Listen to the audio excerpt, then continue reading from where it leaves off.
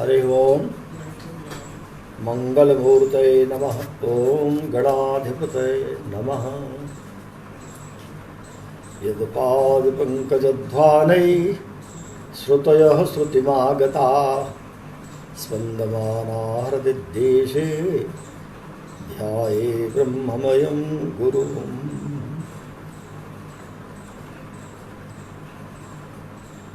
संस्कृतम भारतम से जुड़े हुए समस्त सुधी श्रोता बंधुओं, ज्योतिष अनुरागियों, देवियों एवं सज्जनों, कल अनेक बार विद्युत व्यवधान और नेट बाधा के कारण पाठ का जो सातत्य है वह बाधित रहा।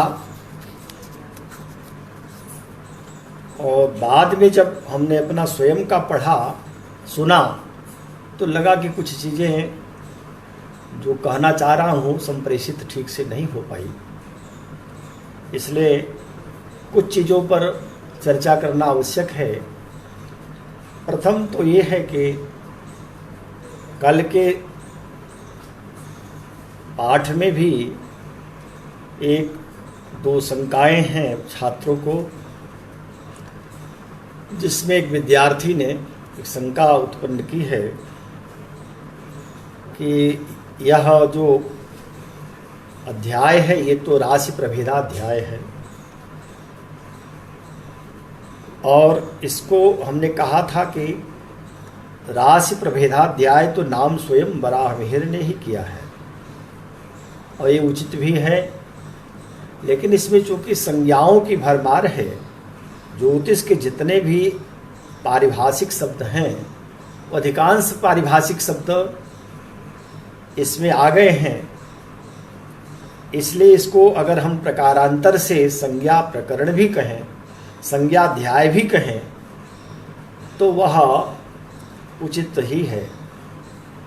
छात्र ने पूछा कि जब संज्ञाध्याय है तो इसमें एक वर्गोत्तम संज्ञा बताते हुए उसको भी कह दिया कि वर्गोत्तम होता हुआ भी यह इसमें कह दिया गया कि शुभ रहेगा, तो एक प्रकार का फलादेश भी हो गया। तो फलादेश तो सर्वत्र रहेगा क्योंकि फलित का ग्रंथ ही है, और संज्ञा कहने का अभिप्राय ये नहीं है कि ये भी कहना ठीक नहीं है कि शुभ रहेगा कि अशुभ रहेगा। दूसरा ये है कि जैसे लघु सिद्धांत कौमुदी हम पढ़ते हैं तो लघु सिद्धांत कौमुदी में आता है प्रथम जो प्रकरण है वो संज्ञाध्याय ही है, संज्ञा प्रकरण है। तो पाणिनि ने जो सूत्र बनाया उसी से वरदराजाचार्य ने लोप संज्ञा किया, अदर्शनम लोपः। लोप किसको कहेंगे? कहा अदर्शनम प्रसक्तस्य, जो प्रसक्त विद्यमान है वो हट जाए, लोप हो गया। माने दर्शन न होना किसी भी पदार्थ का, किसी भी शब्द का, किसी भी कहें कि प्रत्यय अथवा शब्दों का। तो अदर्शनम लोपः कह तो दिया, अब कायदे से तो संज्ञा प्रकरण है, केवल संज्ञा बताते चलिए, आगे कहीं प्रयोग आएगा, लेकिन ठीक अगला सूत्र भी पढ़ दिया कि तस्य लोपः। अब तस्य लोपः उसका परिणाम है, फल है। तस्य माने जो ईत संज्ञक है उसका लोप हो जाएगा। तो जैसे अन्यत्र अन्य शास्त्रों में संज्ञा या पारिभाषिक शब्द बताते हुए फल भी कह दिए गए हैं, ठीक उसी प्रकार से यहाँ भी आचार्य वराहमिहिर अगर यत्र तत्र संज्ञा बताते हुए कहीं फल भी कह गए तो यह कोई अनुचित नहीं है। दूसरा, एक स्वयं से जब सुन रहा था तो लगा कि जो मैं एक प्रश्न पहले उपस्थित किया था सहसराम त्रिपाठी जी ने, उसका समाधान मैंने किया था कल। थोड़ा बुद्धि को संतोष हो इस रूप में, पर कुछ चीज़ें तो गई, कुछ रह गई थी, उसको फिर से कह देना उचित समझ रहा हूँ। उनका प्रश्न था कि ग्रहों का जो उच्च नीच है जैसे सूर्य की मेष राशि है और नीच राशि तुला है, ऐसे चंद्रमा के वृष राशि उच्च है और वृश्चिक राशि नीच है। तो ये किस आधार पर कहा है, इसका आधार क्या है? कुछ न कुछ आधार तो होना चाहिए। अगर हम कहें कि यह बिल्कुल आचार्य बराबर ने अपनी इच्छा से कह दिया अथवा हमारे आचार्यों ने जो मन में आया वो कह दिया, वो भी ठीक नहीं। तो इसके सिद्धांत को पहले समझ लेना चाहिए, है क्या, उच्च नीच किसे कहते हैं। तो इसका सिद्धांत यही है, आज का विज्ञान भी इसको मानता है, सभी आधुनिक खगोलज्ञ और वैज्ञानिक सभी इसको स्वीकार करते हैं। जब कोई ग्रह पृथ्वी से सर्वाधिक दूर चला जाता, अपनी कक्षा में भ्रमण करता हुआ, पृथ्वी भी भ्रमण कर रही है, ग्रह भी अपने कक्षा में भ्रमण कर रहा है, तो पृथ्वी से जब सर्वाधिक दूरी होती है तो उस ग्रह को हम कहते हैं कि यह ग्रह अब अपने उच्च राशि का है। और जब अंतिम बिंदु पर होता है तो उसी को हम परमोच्च कहते हैं। वही ग्रह भ्रमण करता हुआ जब पृथ्वी के सानिध्य में आ जाता है, बहुत करीब आ जाता है, निकट आ जाता है, तो उसको कहते हैं कि अब ये ग्रह नीच राशि का हो गया। ये सिद्धांत समझने के लिए हमको ग्रहों की कक्षा जाननी है, और ग्रहों की कक्षा पर पहले चर्चा की जा चुकी है। इसको इस रूप में भी ले लें कि ग्रह कक्षाएं जो हैं वो दो प्रकार की हैं। एक तो सूर्य के अंतरंग ग्रह हैं, जिसमें चंद्रमा सूर्य के साथ चंद्रमा, शुक्र और बुध हैं। पृथ्वी भी उसी का एक अंश ही है। और ऊपर के जो तीन ग्रह हैं, मंगल, गुरु और शनि, ये बहिरंग ग्रह हैं। इसीलिए जब आप देखते हैं कि वक्री ग्रह होते हैं तो यही तीन ग्रह मंगल, बृहस्पति और शनि जब सूर्य से छठे, सातवें, आठवें होते हैं तो वक्री हो जाते हैं। यही स्थिति बुध शुक्र के साथ अगर देखें तो संभव नहीं है। चंद्रमा तो वक्री होता नहीं, राहु केतु तो सदैव वक्री हैं, पर बुध और शुक्र की स्थिति ऐसी नहीं होती, क्योंकि ये कभी भी छठे, सातवें, आठवें सूर्य से हो ही नहीं सकते। तो यहाँ जब कहा तो पृथ्वी को आधार बनाया। पृथ्वी है संतुलन रखने वाली, क्योंकि पृथ्वी वासियों पर ही पूरा प्रभाव आ रहा है, पृथ्वी से हम उच्च नीच का निर्णय कर रहे हैं। तो जब विषुवत संक्रांति होती है, विषुवी संक्रांति, विषुवत में भी दो राशियां हैं, मेष और तुला, लेकिन तुला को अधिक संतुलित माना गया। तुला कहते ही हैं, तुला राशि है। तो तुला राशि है पृथ्वी। पृथ्वी का एक प्रकार से कहें तो ये जो कहते हैं कि ग्रह निरक्ष वृत्त पर आते हैं, तभी तो दिन रात बराबर होते, वही विषुवत संपात होता है। तो राशि की गणना का जो प्रथम बिंदु है, इसे अगर हम आकाश के नक्शे में देखें तो उस शून्य बिंदु उसी को कहते हैं। तो पृथ्वी और सूर्य समानांतर, एक दोनों को माना गया कि पृथ्वी का जो भ्रमण है वो सूर्य की गति को, हम पृथ्वी की गति को सूर्य की गति मानते हैं। वास्तव में अगर देखें तो सूर्य किसी राशि पर नहीं होता तो होती पृथ्वी है। और यही पृथ्वी जब हम देखते हैं कि ये तुला राशि पर होती है, तब ठीक विपरीत, माने सूर्य मेष राशि में जाता है। इधर पृथ्वी तुला के दिखाई पड़ रहा है, सूर्य अब मेष राशि में संक्रमण कर रहा है। ये प्रक्रिया विधिवत जानते हैं, जो सिद्धांतज्ञ होते हैं उनको पता होता है। तो पृथ्वी और सूर्य को एकत्व स्थापित किया। ये बात अगर आप देखें तो श्रीमद् भागवत महापुराण में जो पंचम स्कंध है, जहाँ शिशुमार चक्र की चर्चा सुखदेव जी ने परीक्षित से कहा है, यद्यपि वो तो भगवान का चरित्र, भगवान का गुणानुवाद सुना रहे हैं, लेकिन खगोल की चर्चा आ गई, भूगोल और खगोल की, तो वहाँ भी करते हैं। वहाँ आप देखेंगे कि सुखदेव जी ने कहा, सूर्य का वर्णन कर दिया, सूर्य की स्थिति बता दी, फिर कहते हैं कि राजन जो एवं अर्क गभस्थिभ्य लक्ष्य योजन उपरिष्टात चंद्रमा दृश्यते। हे राजन, इस तरह से सूर्य की गभस्ति माने किरणों से, अब सूर्य की किरण कहने का अभिप्राय है कि सूर्य की किरण तो पृथ्वी पर ही आ रही है, सीधे पृथ्वी नहीं कहा, बैठ करके पृथ्वी पर बात हो रही है। तो पृथ्वी को ही सूर्य की गति मान ली गई और सूर्य पृथ्वी का तादात्म्य कर लिया गया। अब अगर नजदीक कहें कि सूर्य पृथ्वी नजदीक कब होंगे, तो तुला को ही मान लिया कि तुला में पृथ्वी है, तो वही तुला राशि सूर्य की नीच राशि हो गई। और शनि जो कि सूर्य का बिल्कुल विपरीत है, अगर सूर्य पूर्व दिशा का स्वामी होगा तो शनि पश्चिम का होगा। तो सूर्य यदि तुला में नीच राशि का हुआ तो शनि स्वाभाविक है कि मेष में नीच का होगा, और सूर्य का विपरीत होने के कारण। इधर देखें तो जो स्थिति मंगल और बृहस्पति की हो रही है, वो दोनों का भ्रमण कुछ इस प्रकार का है कि उसके भ्रमण के कारण पृथ्वी का सानिध्य जब मिलता है, पृथ्वी के निकट आते हैं, तब जो मंगल है वह निकट होता है कर्क का होने पर, और ये बृहस्पति के लिए थोड़ा उल्टा पड़ता है। बृहस्पति मकर के जब राशि में आते हैं तब पृथ्वी के नजदीक होते हैं। ये नीच राशियों का वर्गीकरण है। इधर तुला में सूर्य नीच का है और ठीक बगल में चंद्रमा चूंकि पृथ्वी का भ्रमण कर रहा है तो वृश्चिक का नीच का है, और इधर ठीक बगल में शुक्र भी, शुक्र का जो नीच राशि है वो कन्या राशि है, कन्या तुला वृश्चिक। और बुध का भी भ्रमण पथ चूंकि अत्यंत अंतरंग ग्रह है, इसलिए उसका भी। इस क्रम में देखेंगे तो जो सूर्य आदि ग्रहों का नीच उच्च कहा गया, नीच से ठीक सातवां उच्च, उच्च से ठीक सातवां नीच, और वो अंश भी हमारे आचार्यों ने योगज प्रत्यक्ष करके जाना और जो बताया है वही क्रम आज भी ज्योतिष शास्त्र में चल रहा है। और यह कोई सामान्य बात नहीं है, इसको जानना जैसे वर्तमान में हमारे वैज्ञानिक लोग जानते हैं, वैज्ञानिक तो उसका परीक्षण करते हैं, प्रत्यक्ष देखते हैं तब कुछ समझते हैं। लेकिन उन दिनों की बात जबकि कोई साधन नहीं थे, हमारे आचार्यों ने, हमारे ऋषियों ने, मनीषियों ने, तपस्वियों ने घोर तप किया, और उस तप के प्रभाव से पृथ्वी पर ही एक स्थल पर बैठ करके संपूर्ण खगोल को जाना। ये बहुत बहुत आश्चर्य की बात है, कोई सामान्य बात नहीं थी। तो यही कारण है जिसमें बुद्धि को संतोष मिलता है कि हाँ, उच्च नीच का जो वर्गीकरण किया गया उसके पीछे यही कारण रहा होगा। अस्तु, ये बात अब हो गई।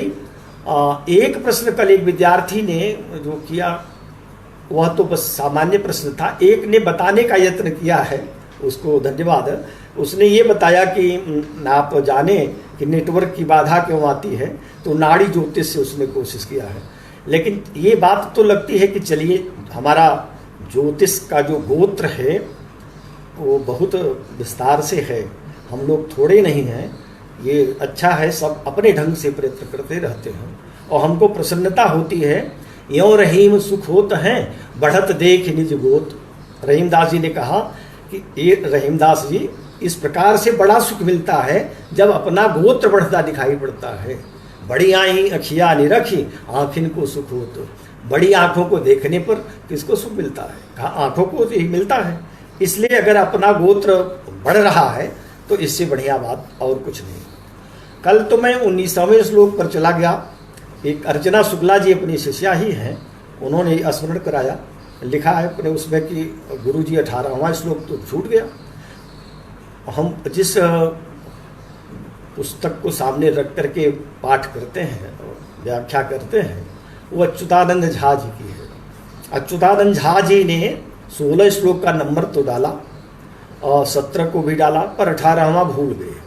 वो 19 श्लोक में चले गए हैं। श्लोक लिखा तो है पर क्रम संख्या न डालने के कारण शायद भ्रम में हम भी हो गए और हम 17 श्लोक के बाद 18वें में चले गए। तो अब आज पुनः 18 श्लोक से प्रारंभ कर रहा हूँ। आशा कर रहा हूँ कि आप लोग सावधान होकर के सुनेंगे।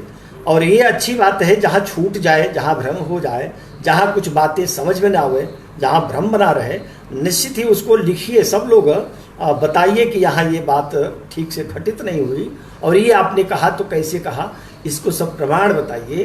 तो खुशी होती है और खुशी ही नहीं और उत्साह भी बनता है और ये लगता है कि चलिए जागरूक है, छात्र भी जागरूक हैं, ज्योतिष के अध्येता लोग और बड़े बड़े ज्योतिष के विद्वान लोग भी सुन रहे हैं, इससे बड़ी खुशी प्रसन्नता होती है। अस्तु, अब हम लोग 18वें श्लोक में आते हैं, जो राशि प्रभेदाध्याय का 18वां श्लोक है। इसको ध्यान से सुने। श्लोक है, केंद्रात् परम पड़फरम परतस्य सर्वम आपो क्लिमम हिबुक मम्बु सुखंच वेश्म जामित्रमस्त भवनम सुतभम त्रिकोणम मेसूरणम दशमत्र च कर्म विद्यात। इस श्लोक का अर्थ होगा केंद्रात परम पड़फरम। केंद्र की संज्ञा तो कल कह दिया था 17वें श्लोक में, कंटक केंद्र चतुष्टय संज्ञा। कंटक केंद्र और चतुष्टय, चतुष्टय माने 1 4 7 10, ये केंद्र स्थान हो जाता है। तो कहा एक संज्ञा और है पड़भर की संज्ञा। पड़भर क्या होता है? ये पड़भर शब्द ठीक केंद्र की ही तरह है। कहाँ से आया? ये तो संस्कृत भाषा में शब्दकोशों में तो पड़भर नहीं मिलता। तो पड़भर है क्या? तो वो कल मैं कह रहा था, जिसके पहले भी चर्चा किया, कि शब्द के आदान प्रदान तो हम लोगों के होते रहे विदेशों से, क्योंकि शब्द पर तो किसी का नियंत्रण नहीं है।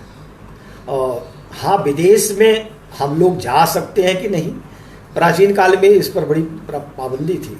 लोग अगर विदेश जाएं तो उस पर एक प्रकार से समाज से बहिष्कृत हो जाते थे, बड़ा पवित्र किया जाता था। और उसके बाद भी जब समाज इजाज़त देता था कि अब हमारे समाज में रहने लायक है, तभी वो व्यक्ति रह पाता था। नहीं तो जो धर्मज्ञ लोग होते थे, धर्मशास्त्रज्ञ, उसको दंडित करते थे, प्रायश्चित आदि कराते थे। तो मनुष्य विदेश जा पाएगा कि नहीं, इसमें तो संदेह था, पर शब्द को कौन रोकेगा? शब्द को कोई प्रायश्चित थोड़ी करना है, वो तो जाएगा ही। इसलिए विदेश के भी शब्द अपने यहाँ है, अपने यहाँ के शब्द तो है ही।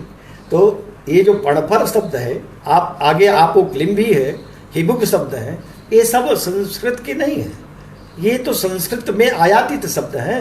ये शब्द हैं यूनानी, ये ग्रीक शब्द है। तो कहा कि केंद्रात परतरम पणफरम, केंद्र से परे बाद के। तो केंद्र स्थान है जैसे लग्न एक स्थान, तो उससे जो दूसरा स्थान है पणफर हो जाएगा। और फिर चौथा केंद्र है तो चौथा से दूसरा माने 5वां स्थान पणफर हो गया। फिर 7वां स्थान है केंद्र तो 8वां स्थान पणफर हो जाएगा। ऐसे 10वां स्थान है केंद्र तो 11वां जो स्थान है पणफर हुआ। माने 2 5 और 8 और उसके बाद जो अगला है 11, ये पणफर संज्ञा हो गई। केंद्रात परम पणफरम परतश्च सर्वम। अब पणफर 2 5 8 और 11 को कहा। और एक जो ताजिक जब हम लोग पढ़ते हैं तो उसमें आता है, ताजिक यद्यपि यहाँ ग्रहण तो किया गया पर देन तो पाश्चात्यों की ही रही। तो ताजिक में कहा चेत कंटके पणफरे च खगा समझता स्यादिक्कवालेति राज्य सुखाप्ति हेतु। तो ये राज्य सुख देने वाले हो जाते हैं। ये तो प्रसंग यहाँ भी आगे आएंगे, लेकिन अभी संज्ञाओं को जान लिया जाए। पणफर संज्ञा क्या है? तो वही कहा कि 2 5 8 और 11 जो स्थान केंद्र से ठीक बाद वाले हैं वो पणफर कहे जाएंगे। और सर्वम आपो क्लिवम परतश्च, सर्वम आपो क्लिवम, और पणफर से परे जो होगा उस सबकी आपोक्लिम संज्ञा होगी। तो परतस्य जैसे दूसरा है पणफर, तो तीसरा हो जाएगा पणफर स्थान। 5वां तीसरा होगा आपोक्लिम, और जब 5वां स्थान है पणफर तो 6ठा स्थान आपोक्लिम हो जाएगा। 8वां है पणफर तो 9वां स्थान आपोक्लिम हो जाएगा। 11वां है पणफर तो 12वां स्थान आपोक्लिम होगा। इसलिए केंद्र 4, पणफर 4 और आपोक्लिम 4। तो केंद्र, पणफर और आपोक्लिम में 12 भाव आ गए। 12 भावों की संज्ञा केवल केंद्र, पणफर और आपोक्लिम में कह दिया। फिर कहा हिबुक मम्बु सुखंच वेश्व। हिबुक माने जो चौथा भाव है, उस चौथे भाव को हम हिबुक भी कहते हैं, अम्बु भी कहते हैं। अम्बु माने जल, जल स्थान भी है, और हिबुक स्थान, हिबुक शब्द भी बाहर का ही है। और सुखंच, सुख स्थान भी चतुर्थ को कहेंगे। बेस्म, बेस्म माने गृह आदि। तो बेस्म सुख, अम्बु जल और हिबुक चतुर्थ की संज्ञा है। फिर कहा जामित्रमस्त भवनम, जो जामित्र स्थान है, तो जामित्र यद्यपि संस्कृत में जोड़ा गया, बनाया गया है तो विदेश का, लेकिन इसको भी जामिम त्रायती जामित्रम, जामि कहा दाम्पत्य को। तो जामित्र का अर्थ यहाँ जामी जाया के लिए भी है। तो जामित्र माने सप्तम भाव, और सप्तम भाव की एक संज्ञा अस्त भी कहा, ठीक भी है। लग्न अगर उदय स्थान है तो लग्न से सप्तम स्थान अस्त स्थान है। जामित्र अस्त भवनम, सप्तम भवन को हम अस्त भवन या जामित्र कहते हैं। सुतभम त्रिकोणम, और जो पंचम स्थान है उस सुतभम सुत स्थान पंचम को त्रिकोण भी कहा गया। मेसूरणम दसम, दसम स्थान की संज्ञा मेसूरण है, मेसूरण कहते हैं। ये सब ग्रीक के ही शब्द हैं। दसम को मेसूरण कहा। अत्र च कर्म विद्यात, और जो दसम स्थान है उसको तो कर्म संज्ञा है ही। तो इस प्रकार से केंद्र से परे पणफर और पणफर से परे आपोक्लिम, फिर हिबुक अम्बु सुख और बेस में चतुर्थ भाव, जामित्र और अस्त ये सप्तम भवन, सुतभम त्रिकोणम और पंचम स्थान को सुत स्थान, फिर मेसूरणम दसम, दसम को मेसूरण तथा दसम को ही कर्म भी कहेंगे। मेसूरण दसम और कर्म की संज्ञा दी गई। तो ये संज्ञाएं हैं इस 18वें श्लोक में। ये विशेष संज्ञा थी जो छूटती तो बाद में कहीं पढ़ने में समस्या होती कि अच्छा ये तो कहीं बताया नहीं गया। अच्छा हुआ अब हम लोग 18वें श्लोक की भी व्याख्या जान गए। अब 19वें श्लोक में कल चर्चा कर दिया था, कुछ चीज़ें तो समझ में आ गई थी, कुछ देखा सुना था, लेकिन पूरा नहीं हो सका था, तब तक विद्युत चली गई। तो आप देखें यहाँ 19वें श्लोक को फिर से एक बार ध्यान दे दीजिए। होरा स्वामी गुरुज्ञ वीक्षित युता नान्यैश्च वीर्योत्कटा केंद्र स्था द्विपदादयो निशिच प्राप्ते च संध्याद्वये पूर्वार्धे विषयादयः कृतगुणा मानं प्रतीपं च तत् दुश्चिक्यं सहजं तपश्च नवमं त्रयाद्र्यं त्रिकोणं च तत्। यहाँ भी कुछ संज्ञाएं शेष रह गई थी, उसको बता तो रहे हैं, पर साथ में राशियों के का जो बल है उस पर भी चर्चा कर दे रहे हैं। कौन बलवान हो जाता है, कौन निर्बल बना रहता है। तो कहा होरा, सबसे पहले होरा। हाँ, कल कहा था कि होरा शब्द दो अर्थों में प्रयुक्त हो रहा है इस ज्योतिष शास्त्र में। एक तो होरा का अर्थ होता है भवनस्य चार्धम, लग्न का आधा भाग, और दूसरा होरा माने संपूर्ण लग्न। जैसा कहा कि ब्राह्मीर के पुत्र हुए, उनका नाम था पृथ्वीयसा, पृथ्वीयशस भी कहते हैं। उन्होंने एक पंच सिद्धांत नहीं, उनका ग्रंथ है षट पंचाशिका। तो षट माने 6, पंचाशिका माने 50, तो 56 श्लोकों का एक ग्रंथ लिखा है जो प्रश्न कुंडली में प्रश्न करने पर उसका उत्तर दिया। बहुत सटीक और बहुत बढ़िया ग्रंथ है। तो उसमें उन्होंने कहा होरा स्थितम पूर्ण तनु शशांकम जीवेन दृष्टो यदि वासितेन और क्षिप्रम प्रणष्टस्य करोति लब्धिम लाभोपयातो बलवान सुवस्येत। तो यह जो श्लोक है इसमें होरा स्थितम पूर्ण तनु शशांक, होरा जब कह दिया तो होरा का अर्थ पूरा लग्न। तो जब लग्न भी कहते हैं और लग्न का आधा भाग भी कहते हैं तो हम कैसे माने कि कहाँ होरा का क्या अर्थ होगा। तो बस इसको प्रकरण बस जानना चाहिए, जैसा प्रसंग हो प्रसंग के अनुसार अर्थ समझ लेना चाहिए। प्रसंग है यहाँ होरा माने लग्न का तो संपूर्ण लेंगे, जहाँ षड्वर्ग में होरा शब्द आएगा वहाँ लग्न का आधा भाग ही ग्रहण किया जाएगा। हाँ, तो यहाँ कहा कि होरा लग्न कब बलवान होगा और लग्न के साथ सारे 12 भाव किस स्थिति में बलवान होंगे इसको बता दें। तो कहा होरा स्वामी गुरुज्ञ वीक्षित युता नान्यैश्च वीर्योत्कटा। होरा माने लग्न अपने स्वामी से जब युत होगा या वीक्षित होगा।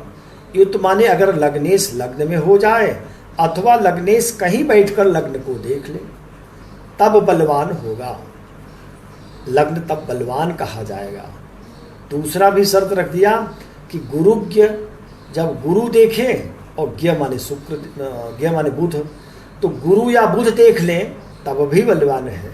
कल इस प्रसंग में मैंने कहा था, पता नहीं बात पूरी संप्रेषित हुई थी या नहीं, कि गुरुज्ञ तो कह दिया पर गुरु से यहाँ दोनों गुरुओं का बोध कर लेना चाहिए, क्योंकि दोनों बृहस्पति और शुक्र, एक देव गुरु और एक दैत्य गुरु है।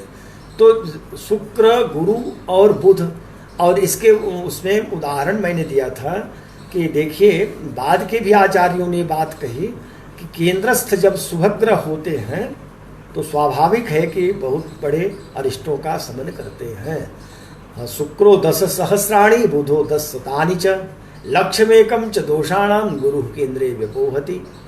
इसका अर्थ होता है कि शुक्र 10,000 और बुध 1,000 और गुरु केंद्र में हो तो 1,00,000 दोषों को दूर कर देता है। तो कहा कि अगर ये शुभ ग्रह किसी को देखे या किसी भाव में बैठ जाए तो उस भाव को भी आप बलवान जान लीजिए। होरा स्वामी गुरु वीक्षित युता।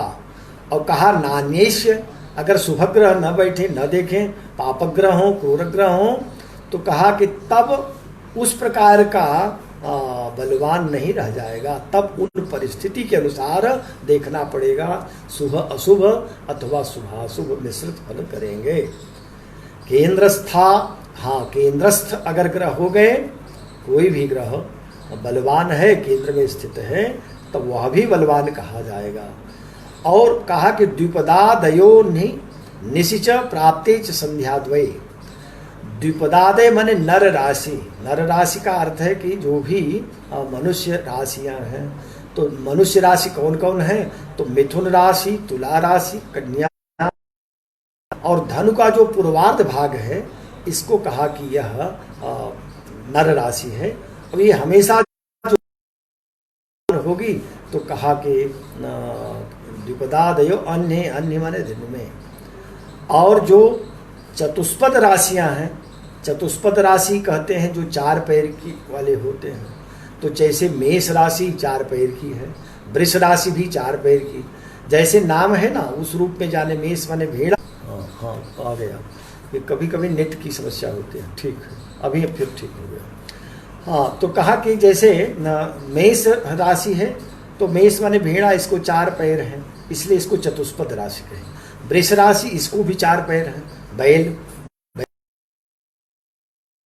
गो का अर्थ संस्कृत भाषा में बैल भी है और गाय भी है, इसलिए गो अर्थ आएगा। गो जास करके मिथुना पहले आ ही चुका है, तो गो माने वृष भी है, गो माने गाय। च संध्या द्वये, तो रात्रि में चतुष्पद राशियां बली होती हैं। और संध्या द्वये जो कीट राशियां हैं, ये संध्या के काल में बलवान हो जाती हैं। पूर्वार्धे विषयादय, ये प्रसंग थोड़ा टीकाकार कहीं कहीं उलझ गए हैं, इसको ठीक से जान लेना चाहिए। वो है कि पूर्वार्धे विषयादय कृत गुणा मानम प्रतीपम च तद, यही तीसरी लाइन जो है इसमें पूर्वार्धे विषयादय 2 खंड कर लीजिए। लग्न से लेकर के 12 भाव 12 को 2 भाग करते हैं। मेष से लेकर कन्या तक ये पूर्वार्ध है और तुला से लेकर के मीन तक ये परार्ध है, उत्तरार्ध है। तो पूर्वार्ध के लिए पहले कहा विषयादय। अब इसको भिन्न भिन्न टीकाकारों ने, कुछ लोग तो एक मत हैं, कुछ ने अपने मत अलग अलग प्रकट कर दिया। विषय कहते हैं इंद्रियों का विषय। इंद्रियां 5 हैं तो इनके विषय भी 5 हैं। विषय इंद्रियों का क्या है, तो जैसे ज्ञानेंद्रियां हैं, इसका विषय रूप रस गंध शब्द स्पर्श। आकाश का शब्द है, नेत्र आकाश कान का गुण है, तो स्रोत का जो है ये आकाश हुआ और आकाश का शब्द, और फिर नेत्र का रूप है, रूप ये उसका विषय है। ऐसे घ्राण है तो इसको हम कहेंगे शब्द रूप रस गंध, गंध हुआ घ्राण का, नाक का, और फिर हुआ त्वचा स्पर्श, तो ये सब स्पर्श ही कहेंगे इसको। और एक जीवा है तो इसका होगा रस, रूप शब्द रूप रस गंध और स्पर्श। तो ये 5 विषय हैं, इसीलिए कहा कि विषयादय से मैंने 5 समझना चाहिए। 5 का अर्थ होता है कि जैसे मेष राशि पहले, पूर्वार्ध की पहली राशि मेष राशि है। आदय कह दिया तो पूर्वार्ध के हम चलेंगे कन्या तक, तो कहा कि इसको कृत गुणा कर दीजिए। 5 गुना, कृत माने 4 गुना कर दीजिए। तो मेष है, इसको 5 चौक 20 का 20 मान हो गया मेष का। और फिर मेष के बाद वृष हो गया, तो वृष को आप कहिए कि यह 5 6 हो गया, एक एक बढ़ता जाएगा। तो 6 को 4 गुना किया तो 24 हो गया। मेष वृष और फिर मिथुन, मिथुन का मान क्या हुआ तो 6 का 7 हो जाएगा। ये 7 को 4 गुना किया तो 28 हो गया। मेष वृष मिथुन, मिथुन के बाद कर्क, तो कर्क को करिए 5 6 7 8 हो जाएगा। 8 को 4 गुना किया तो 32 हो गया। और फिर हुआ सिंह, सिंह को फिर 9 करिए तो 9 से 4 गुना किया तो 9 चौक 36 हो गया। फिर कन्या को गुना किया तो 40 हो गया। तो इस प्रकार से मेषादि का मान हुआ। और अब इसका मानम प्रतीपम च तत्, अब जब आएंगे तुला से मीन तक गिनेंगे तो ये उल्टे क्रम में चलेगा। उल्टे क्रम में कैसे चलेगा, तो जो मान हमने कन्या का किया वही तुला का मान रहेगा, और जो मान फिर हमने इसका किया सिंह का, वो वहाँ मान हो जाएगा तुला की जगह वृश्चिक का। और फिर यहाँ जो हमने कर्क का किया था वहाँ धनु का हो जाएगा, जो मिथुन का था वहाँ मकर का हो जाएगा। तो इस क्रम में 6 इधर राशियाँ 6 उधर, इधर मान बढ़ता क्रम से उधर घटता जाएगा। इसी को पंडित केदार दत्त जोशी, केदार दत्त जोशी जी अपने इसी संस्कृत विद्या धर्म विज्ञान संकाय के ज्योतिष विभाग में आचार्य थे, ज्योतिष शास्त्र पढ़ाते थे और ज्योतिष के अनेक ग्रंथों का प्रणयन भी किया, कुछ का अनुवाद टीका भी किया, सिद्धांत के अच्छे वेत्ता थे। तो उन्होंने कहा कि इसको मान इस रूप में जानना चाहिए कि 10 से गुणा करते जाइए, तब राशि का असली मान आएगा और उसको आप पलात्मक समझ लीजिए। कहा कि पलात्मक मान, तो जैसे मेष को हमने कहा 5 को 4 गुना किया 20, तो कहते 20 को 10 से गुणा करिए, 20 दाह में 200, तो 200 पल उसका मान हो गया।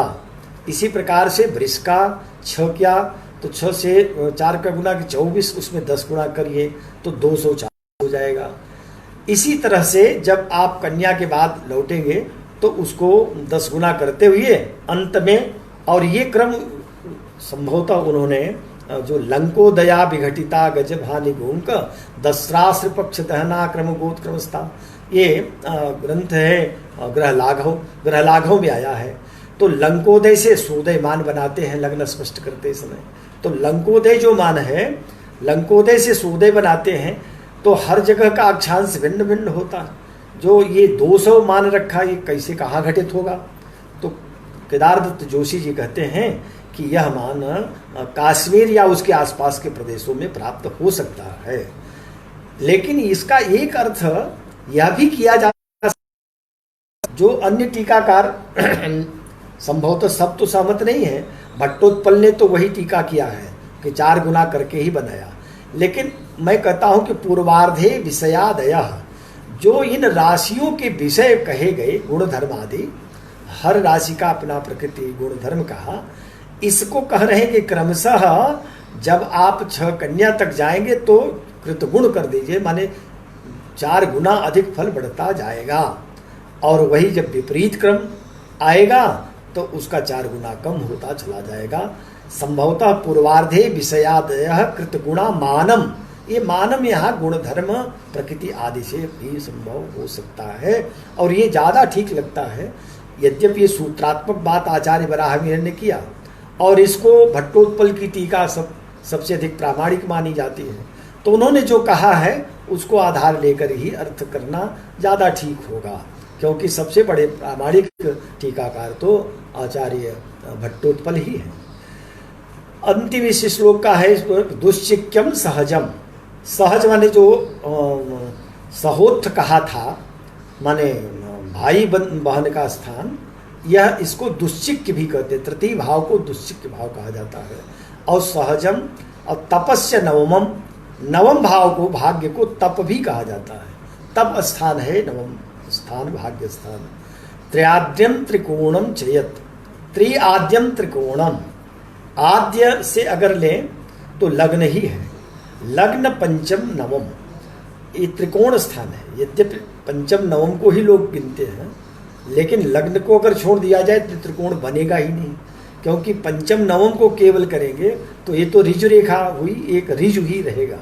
लेकिन जब लग्न को लेकर पंचम में आवे और फिर नवम, नवम से लग्न को जोड़े तो एक त्रिकोण बन जाता है।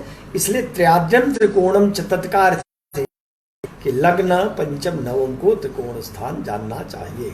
ये 19 श्लोक की व्याख्या यहाँ तक पूर्ण हुई। और अब 20वें श्लोक पर आइए। यही श्लोक इस अध्याय का अंतिम श्लोक है और यह मेषादि जो 12 राशियां हैं उन राशियों के वर्ण को बता रहा है, रंग को बता रहे हैं। श्लोक देखें। रक्तः श्वेतः शुक तनुनिभः पाटलो धूम्र पांडो चित्रः कृष्णः कनक सदृशः पिंगलः करवुरश्च बभ्रू स्वक्षः प्रथम भवनात् देशु वर्णा प्लवत्वम् स्वाम्यासाख्यम दिनकर युतात भात द्वितीयम च वेशी। अब ग्रहों का, राशियों का, हाँ, राशियों का कौन रंग होता, किस रंग की कौन राशि होती है ये जानना आवश्यक है। अब इस राशि का ये रंग होता है, इसको जान करके कभी आकृति प्रकृति जानना हो जातक की, अथवा प्रश्नादि कुंडली से जानना हो, चौरादि का ज्ञान करना हो तब तो ठीक है। लेकिन वर्तमान में हो ये रहा है कि कुछ ऐसे आचार्य लोग हैं जो पूजा भी की जा रही हो, जैसे शिवरात्रि आ गई तो बताने लगते हैं, समाचार पत्रों में छपता है कि इस राशि के रंग वाली पूजा करें। अब वो बता दिया कि शिवरात्रि में मेष राशि वाले हैं तो लाल रंग का फूल चढ़ाएं, और अगर धनु राशि वाले हैं तो पीले रंग का चढ़ावें। यह सब बहुत विस्तार कर देते हैं। प्रायः ये एक ढंग से कहा जाए तो ये तो उसका दुरुपयोग है, ऐसा नहीं करना चाहिए। बस इसका जहाँ जैसा प्रयोग कहा गया उतना ही करना चाहिए। अपने से जो मन में आवे कि लोग आकर्षित हो जाएंगे, इसलिए हम चलिए कुछ बढ़ा चढ़ा कर बताते। शास्त्र का दुरुपयोग करने से ये श्राप हो जाता है। शास्त्र कुछ कहेगा नहीं, लेकिन ये शास्त्र क्या है, ये ऋषियों के सिर है, मस्तिष्क है। बहुत चिंतन के बाद कुछ नई बात दे गए हैं हमारे आचार्य, और उस शास्त्र को हमको मिल गया तो हम इसका दुरुपयोग शुरू कर गए। ऐसा करना ये अपराध होता है। इसलिए कह रहा हूँ कि जहाँ जिसका जितना प्रसंग है उतने में ही प्रयोग करना हितकारी होता है। अस्तु, तो कहा रक्तः श्वेतः शुक तनुनिभः। मेष राशि का रंग है रक्त, माने लाल वर्ण का। मेष है रक्त, रक्त का जो वर्ण, रक्त माने खून भी होता है, तो उसका जो रंग है वही है मेष राशि का रंग। और वृष है श्वेतः, श्वेत सफेद। शुक तनुनिभः, शुक माने तोता, तोते का शरीर जो है, तनु माने शरीर, उसकी आभा है जैसी तोते के शरीर की कांति के समान है रंग मिथुन राशि का, माने हरे रंग का। और पाटलः, पाटल कहते गुलाब के फूल को। संसर्ग सुरभिवन वाता, पाटल माने गुलाब का फूल। गुलाब का फूल किस रंग का होता है तो लाल ही, लेकिन लगता है जैसे कुछ कालीमा लिए हुए लाल रंग है। तो पाटल रंग का, गुलाबी रंग का की राशि है कौन, कर्क राशि। रक्तः श्वेतः शुक तनुनिभः पाटलो। और धूम्र पांडु हो, धूम्र पांडु हो ये है सिंह राशि। धूम्र तो धुएं को कहते हैं, लेकिन कैसा धुआं, बिल्कुल काला नहीं। पांडु, पांडु माने कुछ सफेद और भूरे रंग का, कुछ भूरापन लिए हुए, थोड़ा श्वेत, हल्का श्वेत कहिए, ये है सिंह। धूम्र पांडु। और चित्र, जो कन्या राशि है, इसका रंग है चित्र माने विचित्र रंग। विचित्र रंग, कई रंग मिले रहते हैं, चितकबरा जिसको कह लीजिए, माने कई रंग मिले हुए। तो अजामेकाम लोहित शुक्ल कृष्णाम, लोहित लाल भी है, कृष्ण भी है, और शुक्ल सफेद भी है। तो जितने रंग है मिल जाए तो उसको हम कहते हैं चित्र रंग, माने यही है चितकबरा। तो चित्रा है नक्षत्र भी, और रंग भी चित्रा किस में है, कन्या में। तो कन्या राशि का रंग भी चित्र रंग का है, चितकबरे रंग का। और कृष्ण है, उसके बाद तुला राशि कृष्ण काली है। तुला का स्वामी शुक्र है, इसलिए बहुत लोग कहते बस, और नहीं, वो राशि तो कृष्ण ही है, कृष्ण वर्ण की है, कृष्ण माने काली सांवली। और कनक सदृश, अब जो वृश्चिक राशि है वो कनक माने सोने के समान सुनहले रंग की है। पिंगल, जो धनुराशि है वो पिंगल का अर्थ होता है पीला, पीले वर्ण की धनुराशि। और करबुरश्च, करबुर का अर्थ भी कुछ विचित्र रंग ही होता है। जो मकर राशि है इसका भी रंग कुछ विचित्र चितकबरी रंग होता है। करबुर भी एक प्रकार से मिश्रण है, श्वेत और कृष्ण मिश्रण है। तो करबुर रंग माने विचित्र रंग का करबुर। और करबुरो उसके बाद बभ्रू, बभ्रू कहते हैं न्योले का रंग। न्योले का जो रंग है वो बभ्रू है। तो न्योला सफ़ेद पूर्ण रूपेण नहीं होता, थोड़ा सा सफ़ेदी लिए हुए लेकिन भूरा रंग, तो उस ढंग से कुंभ राशि है। और स्वच्छ, मीन राशि, स्वच्छ माने अत्यंत, जैसे मछली का रंग होता है सफ़ेद कहें, सफ़ेद रंग की। ये प्रथम भवनादेशु वर्णाः, प्रथम भवनाः माने मेष से लेकर के और अंत तक माने मीन राशि पर्यंत क्रमशः ये राशियों के वर्ण कहे गए। और प्लवत्वम, अब कह रहे हैं और प्लवत्व क्या है? प्लवत्व कहते हैं ढाल को, ढलान को। जिधर पानी जैसे गिरे तो जिधर बह करके जाए वो उसी को कहेंगे ढाल उधर है, माने ढलान है या प्लवत्व है। तो प्लवत्व के कैसे जाने कि किस राशि का प्लवत्व कहाँ है, कौन राशि किधर झुकी हुई है, किधर ढाल है राशि का, ये कैसे जाने? तो कहा कि स्वाम्यासा, स्वामी आशा, स्वाम्यासा।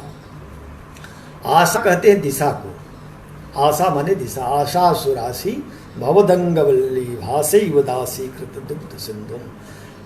ये स्तुति किया माँ सरस्वती की। तो कैसी है माँ सरस्वती? आशा सुराशि भवदंगवल्ली। आशा माने दिशा, आशा वसन व्यसन यह नहीं, रघुपति चरित होई तह सुनहि। रामचरितमानस में गोस्वामी जी ने ये वर्णन करते हुए, वो चार भाई हैं, सनक, सनंदन, सनातन और सनत कुमार। ये चारों भाई हमेशा एक ही अवस्था में, 5 वर्ष की अवस्था में नंग धड़ंग रहते हैं, हमेशा एक ही अवस्था में, चाहे जितने कल्प बीत जाएं, युग बीत जाएं, लेकिन वो एक अवस्था में वो नंगे रहते हैं। तो उनका आशा वसन, वसन क्या है माने वस्त्र क्या है? तो कहा आशा ही वस्त्र है। आशा माने दिशा, दिशा माने दिगंबर, हमेशा दिगंबर रहते हैं। दिगंबर को जो वस्त्र नहीं पहनते उनको दिग माने दिशा ही है, अंबर जिसका दिगंबर कहा जाता है। और तो आशा, यहाँ जो शब्द आया स्वाम्यासा, अपनी स्वामी के दिशा के अनुसार जानिए कि उसका प्लवत्व होगा। अब जैसे मेष राशि है तो मेष राशि का स्वामी है मंगल। अब पहले इसको भी जान लिया जाए तो हर ग्रहों की दिशा कही गई। ये पूरब दिशा का जो स्वामी है वो तो सूर्य ही है, ये तो सब जानते हैं। फिर इसके बाद हम चलते हैं अग्निकोण में, जहाँ पर दक्षिण और पूरब का कोण है उसको अग्निकोण कहते हैं। तो इसका स्वामी है शुक्र। फिर दक्षिण दिशा है तो इसका स्वामी है मंगल। और दक्षिण के बाद नैऋत्य कोण आता है, तो नैऋत्य कोण पश्चिम और दक्षिण के कोण को कहते हैं, इसका स्वामी है राहु। और फिर इसको निऋत ही कहा है और राहु को ही ग्रहण किया जाता है, क्योंकि 8वां और कौन ग्रहण करेंगे तो राहु को ही इसका स्वामी कहा गया। फिर पश्चिम दिशा है तो इसका स्वामी है शनि। और इसके बाद पश्चिम उत्तर का कोण, इसको वायव्य कोण कहते हैं। वायव्य कोण का जो स्वामी है वह है चंद्रमा। फिर उत्तर दिशा है तो इसका स्वामी है बुध। और फिर इसके बाद ईशान कोण है, इसका स्वामी है बृहस्पति। अब कहते हैं कि और ग्रह तो है नहीं, तो 10 दिशा होगी तब किसको ले आएंगे? ऊपर की दिशा है तो कहा ऊपर की जो दिशा है वो तो ब्रह्म ही है। और कहा नीचे की जो दिशा है तो कहा कि ये पाताल है, यहाँ अनंत भगवान रहते हैं शेष जी, ये इसके देवता कह लीजिए चाहे ग्रह कह लीजिए। तो ये ग्रहों की बताई गई दिशाएं। तो जैसे अब कहा कि जिस राशि की जो स्वामी है उस स्वामी की जो दिशा है उधर ही उसका झुकाव है, वही ढलान है, वही उसका प्लवत्व है। तो मेष राशि है, मेष राशि का स्वामी हुआ मंगल। मंगल है दक्षिण दिशा का स्वामी। तो दक्षिण की ओर ही झुकाव है मेष राशि का, ये जानना चाहिए। ऐसे वृश्चिक राशि है तो उसका भी स्वामी मंगल, वह भी दक्षिण दिशा की ओर झुकी हुई है। लेकिन हम कहें कुंभ राशि, तो कुंभ राशि का स्वामी तो शनि है, शनि है पश्चिम दिशा का स्वामी, तो पश्चिम की ओर झुकाव है कुंभ राशि का। और ये क्रम जो कहा राशियों के स्वामियों का और इनकी जो दिशा बताई करेंगे तो मिलेगा, ये बिल्कुल वैज्ञानिक है। जब कहा कि दिक्सूल उस दिशा में है तो दिक्सूल किस आधार पर आप कहते हैं, तो दिक्सूल का भी यही आधार है। जो ग्रह जिस दिशा का स्वामी है, अगर उसके हम बाएं या पीछे जा रहे हैं तो निश्चित ही वह रुष्ट होगा। इसलिए उसके सामने दाहिने यात्रा करेंगे तो प्रसन्न रहेगा। ये घटित हो जाता है जब हम दिक्सूल देखते हैं। आप लोग अपने घरों में घटित कराकर देख लीजिएगा। बुध का अगर नहीं मिलेगा तो इस पर फिर कभी चर्चा करेंगे। तो ये कहा कि लवत्वम स्वाम्या साख्यम और दिनकर युता भात द्वितीयम च वेशी। एक बात और बता दी, एक संज्ञा छूट रही थी, वेशी संज्ञा। यद्यपि वेशी वासी उभयचरी आदि ये सब योग है, इन योगों की चर्चा यही पर आमिर आगे करेंगे। लेकिन यहाँ एक वेशी संज्ञा और बता रहे हैं, ये भी शुभ होती है। कब होगी ये? दिनकर युता, सूर्य जिस राशि में युत है, जिसमें बैठा है, उस सूर्य से जो द्वितीय है, द्वितीय भाव, उस द्वितीय भाव की वेशी संज्ञा हो जाती है। और वेशी संज्ञा का भी फल आगे प्रसंगानुसार सबका बताएंगे। अब यहाँ वराह मिहिर कृते बृहद जात के राशि प्रभेदाध्याय प्रथमा। आज अनेक विघ्न बाधाओं के बाद भी ये पहला प्रकरण, पहला अध्याय पूर्ण हो गया। पहला अध्याय पूर्ण हुआ, इस बात की प्रसन्नता है। और अब द्वितीय अध्याय में हम लोगों का प्रवेश होना चाहिए, क्योंकि समय बड़ा कीमती है और समय का सदुपयोग करते रहना चाहिए। काव्य शास्त्र विनोदेन कालो गच्छति धीमताम। जो धीमताम लोग हैं, बुद्धिमान लोग हैं, उनका समय हमेशा काव्य शास्त्र के विनोद में चलता है। और जो धीमताम नहीं है, अधीमताम है, वो तो क्या करते हैं? वो निद्रया कलहेनवा, या तो सोएंगे या तो झगड़ा करने लगेंगे। तो सबका समय कटेगा तो, लेकिन कैसे कटता है? बुद्धिमान लोग शास्त्रों का अभ्यास करते हैं। तो ये शास्त्र जो ज्योतिष शास्त्र है, अब देखिए एक अध्याय पूर्ण हुआ। दूसरा जो अध्याय है उसका नाम है ग्रह भेदाध्याय। तो ग्रह भेदाध्याय की चर्चा करें उसके पहले थोड़ी बात कह दें ताकि इस अध्याय का भी प्रसंग बन जाए। वो ये है कि अब ग्रहों की चर्चा करेंगे बराह में। ग्रह तो हमारे यहाँ 9 ही हैं और 9 ग्रह आज से नहीं, प्राचीन काल से चल रहे हैं, इसमें किसी को कोई संशय नहीं है। और जब कभी भी ग्रह शब्द प्राचीन काल से ही, अगर हम संख्या बताएं तो ग्रह कहा जाए तो 9 संख्या तुरंत सब कहते हैं। तो जब 9 ग्रह हैं तो बराहमेर फलादेश में तो 7 ही ग्रहों की चर्चा करते हैं। लेकिन इस अध्याय में जब ग्रह प्रभेदाध्याय कहा तो ये बाध्यता है कि कहीं न कहीं राहु केतु तो हैं, तो राहु केतु की भी चर्चा ले आ देंगे। इसलिए इसको ग्रह भेद। अब ग्रह का भेद है तो प्रत्येक ग्रहों का जो गुणधर्म है, जो उनका स्वभाव है, प्रकृति है, जो उनकी दिशा है, अथवा जो उनका स्वभाव फल है, वो सब अब इस अध्याय में आएगा। तो यह अध्याय भी बहुत महत्वपूर्ण है। जैसे राशि अध्याय को हम लोगों ने जाना, अब लगभग संज्ञाएं हो गई, थोड़ी बहुत संज्ञा प्रसंगानुसार आएंगी। तो अब ग्रहों को जानने के पहले ये बात जाननी चाहिए कि बहुत सारे लोग आक्षेप करते हैं, विशेष करके तथाकथित जो वैज्ञानिक हैं, जो वस्तुतः पूर्ण वैज्ञानिक हैं, जिन्होंने जाना वो तो चुप रहते हैं, वो कुछ नहीं कहते। लेकिन जो थोड़े बहुत पढ़ लिख करके वैज्ञानिक बनते हैं, अथवा कहें कि जो नए लोग आ जाते हैं, कुछ थोड़ा बहुत जानते हैं, वो लोग आक्षेप करते हैं कि ज्योतिष शास्त्र फलित विशेष करके मिथ्या शास्त्र है, ये सब अटकल की बातें हैं, इसमें कुछ भी तथ्य नहीं है। तो ये वो लोग कहते हैं जो इस शास्त्र की महिमा तो छोड़ दीजिए, शास्त्र में प्रवेश तो उनका हो ही नहीं सकता, प्रवेश नहीं होगा। लेकिन जिसने इसका रस नहीं जाना उसको यही लगेगा कि ये सब झूठा ही है। नवेति यो यस्य गुण प्रकर्षम, जो जिसके गुण प्रकर्ष को नहीं समझता, सतस्य निंदा सततम करोति, वो हमेशा उसकी निंदा में ही लगा रहता है। यथा किराती करिकुंभ जाताम, जैसे किराती होती है भिलनी, वो मुक्ताम परित्यज्य विभर्ति गुंजाम, अगर हाथी के भी गज मुक्ताएं भी मिल जाएं तो उसको तोड़कर फेंक देती है, कहती ये बेकार है। वही क्या इसका अर्थ है। हाँ, लेकिन जो गुंजा घुघुची जो वृक्षों में पौधों में एक लाल रंग के फल आते हैं, 2-4 दिन के बाद सब समाप्त हो जाते हैं, नष्ट हो जाते हैं, उसकी माला बनाकर पहनती है, कहती ये असली यही है। तो ठीक यही स्थिति इस शास्त्र के बारे में न जानने वाले लोग मिथ्या जो भाषण करते रहते हैं, बहुत आक्षेप करते हैं। और ग्रहों का प्रभाव कैसे पड़ेगा, तो एक नाम तो किसी का लेना ठीक नहीं है, लेकिन एक जो थोड़ी प्रसिद्धि प्राप्त कर गए हैं, वो कभी कभी हंस करके कहते हैं, अरे इसका क्या, कुछ नहीं, बताइए शनि आ गया सिर पर बैठ गया। ये ज्योतिषी लोग क्या बकवाद करते रहते हैं।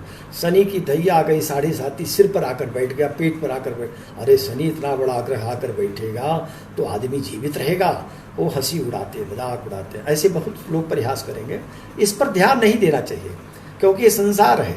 अब मुंडे मुंडे मत भिन्ना, सबके मस्तिष्क में बुद्धि अलग अलग होती है, तो कोई बात नहीं है। वो कहते हैं कि शनि आकर बैठ गया, शनि कैसे आकर बैठ जाएगा, वो मंडल तो वहीं रहेगा। अब वो हमारे पुराणों में, हमारे शास्त्रों में जब उनकी रुचि नहीं है, या जिस किसी की भी रुचि नहीं है और जानता भी नहीं, तो वो तो यही कहता है कि बताइए ये लोग कैसे कपोल कल्पित सब बातें कहते हैं, सब मिथ्या है। कहाँ कर्ण को कुंती से जो कर्ण पैदा हुआ, वो सूर्य की संतान कैसे हो सकता, सूर्य मंडल तो आएगा तो ऐसे बाली कैसे बच्चा हो सकता है सूर्य का, और कैसे इंद्र का पुत्र, आदि आदि ऐसे बहुत आक्षेप आएंगे। और इन सारे आक्षेपों का अधिकतर हमने अपने वैदिक ज्योतिष ग्रंथ में एक अध्याय ही लिखा है, जिसमें सब कोई करारा जवाब दिया है। पर कौन इसको इतना पढ़ता है, लोग तो बस जब अपने उसमें होते हैं। तो ज्योतिष शास्त्र माने बिल्कुल जैसे कोई कल्पना का शास्त्र है, अथवा लोगों का एक केवल खेल कूद करने का शास्त्र है, बस कुछ नहीं। अच्छा, इसमें शास्त्र की गंभीरता को न जानने वाले भी जब तक गंभीर विषयों को पढ़ेंगे नहीं, जानेंगे नहीं, तब तक सही उत्तर नहीं दे पाते। और जो थोड़ा पढ़ लेते हैं तो अपने को महाज्योतिषी घोषित कर देते हैं। हाँ, ये भी याद रखना चाहिए, महाज्योतिषी शब्द ठीक नहीं, वो मूर्ख का द्योतक होता है। इसलिए महाशब्द जो लगाने के लिए आतुर रहते हैं, महागड़बड़ है। वो 7 जगहों पर महत् शब्दों ने दिए थे, महत् शब्द नहीं देना चाहिए। हाँ ठीक है, जैसे राष्ट्र है वो बड़ा है कि महाराष्ट्र बड़ा है, महाराष्ट्र तो राष्ट्र का एक अंग है। ठीक उसी प्रकार से जब कोई ब्राह्मण महाज्योतिषी, तो महाब्राह्मण भी यद्यपि श्रेष्ठ ही है, लेकिन ब्राह्मण का एक अंग हुआ ना। ब्राह्मण तो बहुत विस्तार से है, उस विस्तार में केवल एक छोटा भाग उसको महाब्राह्मण का। ठीक यही बात इसके साथ भी घटित होती है। अब दर्पण में कोई अपना मुंह देखता है, चेहरा देखता है, तो दर्पण में देखते ही क्या दर्पण में घुस नहीं जाता, जैसे प्रतिबिंब पड़ता है और वो अपना चेहरा देख लेता है, ठीक उसी प्रकार से ग्रह प्रतिबिंब रूप में हर व्यक्ति पर प्रवेश करते हैं। वही है सिर पर प्रवेश करना, वही है उदर पर, वही है चरणों पर। तो ठीक इसी प्रकार से ग्रहों की रश्मियां शरीर में आती हैं। ग्रह आकर के किसी के सिर पर नहीं बैठ जाता है। इसको जब तक हम ग्रह वेदाध्याय को ठीक ठीक नहीं समझेंगे, तब तक सही उत्तर नहीं दे सकते। इसलिए ग्रह वेदाध्याय भी समझना आवश्यक है। और मैं समझता हूँ कि आज तो अब 4 बजने में 2-1 मिनट ही रह गए हैं, तो अगर ग्रह प्रभेदाध्याय को शुरू करें तो ये ठीक नहीं होगा, क्योंकि पूरी व्याख्या नहीं हो पाएगी। बस इतना ही है कि आप लोग इस शास्त्र को पढ़िए, मनन करिए, नहीं तो ध्यासन करिए, और जब ये हृदयंगम हो जाए, हृदय में उतर जाए, आचरण में उतारिए, और इसका सदुपयोग करते हुए हाँ लोक हित करिए। संसार का हित छिपा हुआ है, कोई एक आचार्य इसको नहीं लिख रहा है। एक आचार्य का तो एक ग्रंथ हम पढ़ रहे हैं, लेकिन सारे आचार्यों के मतों को हम उपस्थित करते चलेंगे। तो उन हमारे आचार्यों के, ऋषियों के वचन ऐसे ही नहीं आए हैं, बहुत तप के बाद आए हैं। उनका तप बल, उनका मस्तिष्क, उनका पूरा चिंतन इसमें लगा हुआ है। उसको हम समझ करके, उसको पढ़ करके समाज का हित करें, बस यही मेरा कहना है। तो आज ईश्वर की इच्छा से कोई बाधा नहीं बनी, ठीक से हो गया। इसलिए आज हमने मोबाइल पर ही बोलना ज़्यादा उचित समझा, क्योंकि लैपटॉप में अधिक नेटवर्क की ज़रूरत पड़ जाती है तो उसमें कठिनाई होती थी, बाधित होता था। तो अब इसी पर आगे ईश्वर की इच्छा से भगवत कृपा बनी रही और आप लोग भी बिल्कुल बने रहें। जहाँ कहीं भ्रम हो बिना किसी हिचक के लिखते रहिए। मैं प्रश्न देख लेता हूँ और अगले दिन जब व्याख्यान होगा, क्योंकि वहाँ उत्तर सबको लिख कर देना संभव नहीं होता, तो जब व्याख्यान फिर अगले दिन का होगा, व्याख्यान माने पाठ, तब उस पाठ में हम लोग उस पर चर्चा करेंगे और यथासंभव हर प्रश्नों का समाधान करने का यत्न करेंगे। जहाँ समाधान नहीं आएगा वहाँ अपने से भी बहुत बड़े बड़े विद्वान हैं इस पृथ्वी पर, उन सब से पूछ करके फिर तय किया जाएगा। आज बस पाठ इतना ही। अस्तु सर्वे भवन्तु सुखिनः। सब लोग प्रसन्न रहिए, सब लोग जो है निरोगी बने रहिए और रोग से दूर रहिए, असंग रहिए और अपने घरों में रहिए। बस इन्हीं शब्दों के साथ आज अपनी बात समाप्त कर रहा हूँ। धन्यवाद।